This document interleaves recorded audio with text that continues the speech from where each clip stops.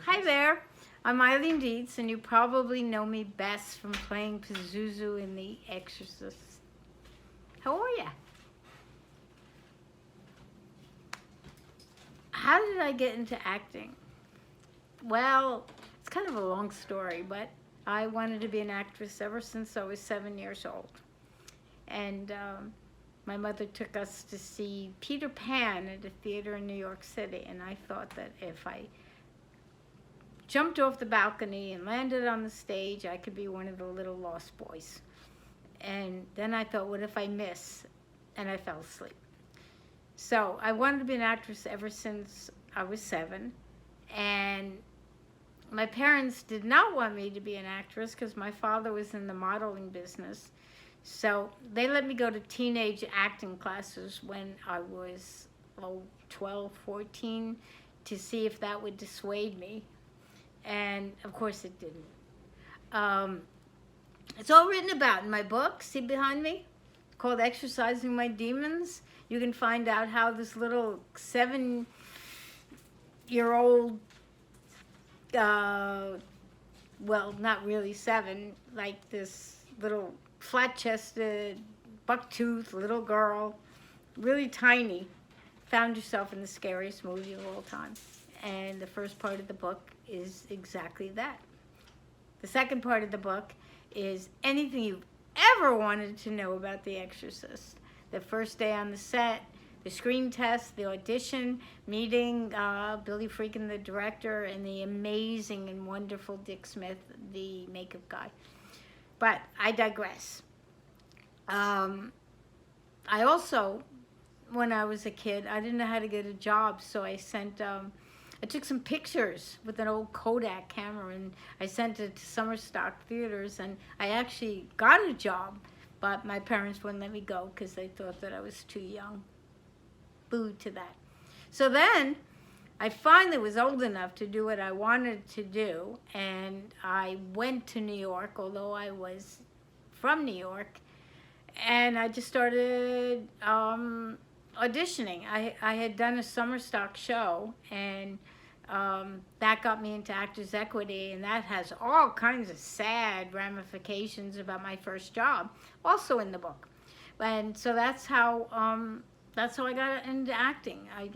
I wanted it. It was my passion. It was my obsession, and I just did everything I could think of with no help, no one there, to become an actress. And my first job that I ever did was, as far as I can remember, I did little equity things, like there were little medical things and a soap opera, one line on the doctors. But that was just from pounding the streets from 9 to 5 and going into people's offices. It was a little different. You could do things a little different then. But my first real job was a black and white film called Teenage Gang Debs. And it was a little different than now because nobody had guns, everybody had knives. But I had a boyfriend named Piggy, and it was a really big drive-in film with a real pulsating beat, and it did really well. That was Teenage Gang Debs, which led to basically doing a PBS show about pollution, and everything we talked about with Sam Waterston actually has come true, which led to a show called Ontological Proof of My Existence, which means there is no proof, and some agents came to see it. They said they were looking for someone to play this part in The Exorcist, and was I interested? And I said, of course. And I went down and met the casting director and did a whole bunch of improvisations, and went home, read the book, pulled down my shades in my room, and I didn't know how to be a demon, so I thought wild animals was the closest I could come, and I got some books out of the library, and stuff like that. So that was my first role. How long have I been acting? It seems like forever, but I really have been acting for most of my teenage and adult life. Why? Because I don't know how to do anything else. And with the advent of indie films, which has been wonderful, I get to go in a lot more films. And I've done, a whole slew of indie films. I just actually did the first that we know of indie film shot all with social distancing and self-quarantine and staying at home. Everything on the film is done either with selfies or with Zooms, with everything that we can do so people can do everything from their house. And that's called Dark Offerings. I also just did another film from my home. I don't even know the name of it, but I did an insert for this wonderful director called Todd Sheets, of which I did a film called Clownado, which was a lot of fun, about killer clowns. What else have I really been interested in? Oh my goodness. I did a comedy horror film called Abnormal Attraction. And by the way, you can get all these things online. You can stream all of them and pick them up. So that was called Abnormal Attraction.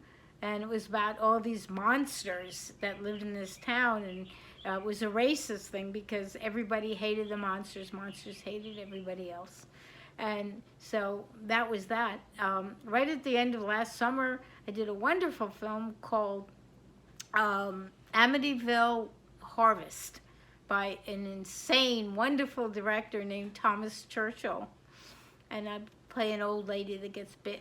And added to that, I'll probably think of some other things as I go along. But what am I doing now? Oh man, I was supposed to shoot all these films until this lovely pandemic happened and everything had to be postponed or I hope not canceled. But I'm supposed to do a movie called Admission of, oops, can you fix that? Appetite for Sin, and it's about vampires. And another movie called Clown Motel 2. They did Clown Motel 1, but I'm gonna play the queen of the clowns. And then as soon as the summer is over, I do an amazing movie, The Bleeding Dark, which is a small little film with about 4 people, which comes off a home invasion and what happens to the people that live there. And that's all I can think about right now. We're in discussions for another film called, well, I'm not going to talk about it until we settle it.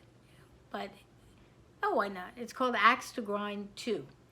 And we're supposed to shoot that sometime or another. So, yeah, things have been really busy. Oh, another movie. We're going to shoot it by the end of the year. It's called Derby Dolls. And it's really about the roller derby. But I play this crazy old lady that, no, she doesn't skate. But she does all these insane things. So, yeah, I feel like I'm blessed. I've been very, very, very busy. And I continue to stay very busy. I also, and I'm blessed to do them, I do a lot of horror conventions. And I've been to Europe. I've been to the UK like 6 or 7 times, in Germany and Spain. I did a Sitges convention, all coming off The Exorcist, and other projects I did like Helter Skelter. I did Rob Zombie's Halloween 2. And for a long time I did General Hospital in the early 80s, a project I absolutely adored. And Planet of the Apes, the TV show. So I do a lot of horror conventions. And everybody makes jokes with me because I, looks like I have a store. You can see behind me, I sell Pazuzu. And I don't know when this conversation is going to come out, but I think Pazuzu would make a great Father's Day gift. And also, I talked about my book before. It's called Exorcising My Demons. And it's not a horror book, but I've been told it's inspiring and it made people laugh and cry. So, I sell Exorcist scripts, and of course I sell all kinds of 8x10s from the film of Pazuzu, The Face of Death, some picture that's a screenshot from the actual shooting, a vomiting scene. Oh, yes. So, if you want to get in touch with me, the best way to get in touch with me is still on Facebook. And just go to Eileen Dietz. If you're interested in buying anything, then you are invited to come and chat with me. And I have several Facebook sites, but the one you want to look at is the one with me in overalls with people from the film I forgot to mention, which is a film called Compatible, which we just released our first teaser on. And it's a horror film, it's a thriller about social dating with, people you recognize: Julianne Philpott, Elisa Dowling, Pat, I call him Pat Kay, and Sherry Davis. Just a lot of people you've learned to know and love. And it's produced and also starring in Joseph Kelly, who directed and produced Clown Motel 1 and is going to direct Clown Motel 2. So that's me. It's kind of really busy, huh? I hope you've enjoyed talking to me. If you want to ask me questions, I invite you to actually go to my email. Go to Eileen@eileendietz.com, and you're allowed one question that you want to ask. But I also urge you to buy some of my stuff. You won't be sorry. You can see Pazuzu in the background going, I want to go home with you. Except it doesn't sound like this. I want to go home with you. So, buy me. Anyway, I hope you enjoy this interview as much as I've enjoyed doing it. And I'll just say bye-bye. Bye from the Hollywood Hills. Bye. I'm going to turn you off now. Hi, I'm back. I just went to get this.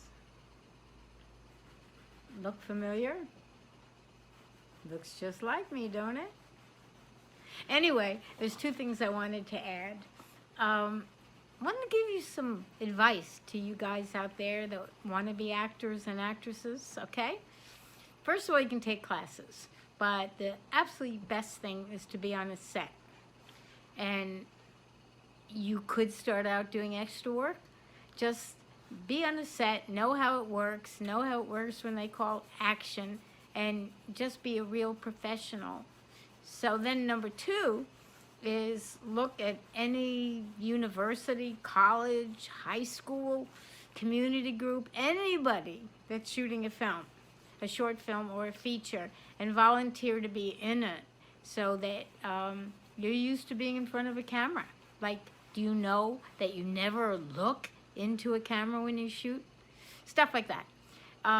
And just learn as much as you can.